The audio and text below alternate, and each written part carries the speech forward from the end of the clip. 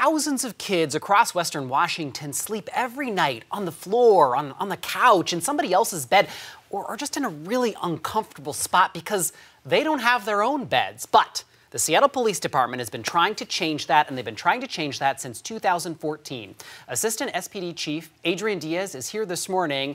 Every November since 2014, you guys have been fundraising and buying kids beds. Correct. How many beds have you given to kids in need? We've given 1,100 beds over that 5-year period. That must feel incredible. That's a big accomplishment. Yes, and this year we're hoping to give around 200 beds this year. So tell me how this works. Obviously we want people to, if there is a kid in need, they can go to the Seattle Police Foundation website.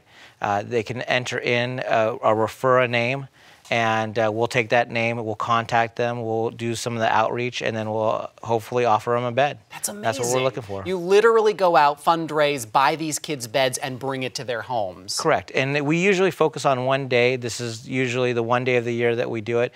However, we do, if we have extras throughout the year, we will also pony up a bed for them. I love the story of how this began as well. Would you tell us that briefly? Yeah, so two officers were on a routine call, and Officer Gallagher and Officer Wade made contact with two young girls that were living with their grandparents, and they were sleeping on the floor.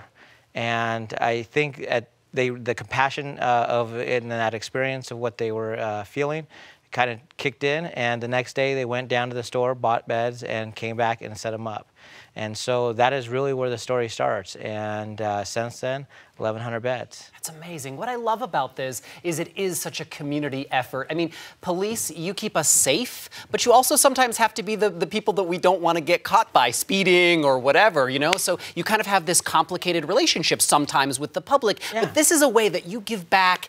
It's just completely selfless. That must feel amazing as a police officer. Well, we know that kids that aren't getting a good sleep, it's going to affect their education, it's going to affect the health and well-being of them. And so this is an opportunity for us to really kind of think about prevention and intervention and within our kids. And this is not like any fundraiser I'd ever heard of before. Yeah. So, you know, for us, it's going to the Seattle Police Foundation. If you want to figure out how to help, that is where we direct people to, and they volunteer their time. All of our officers and civilian staff that are part of the program, they volunteer their time for this one day. We actually spend Friday and Saturday to get the bed set up.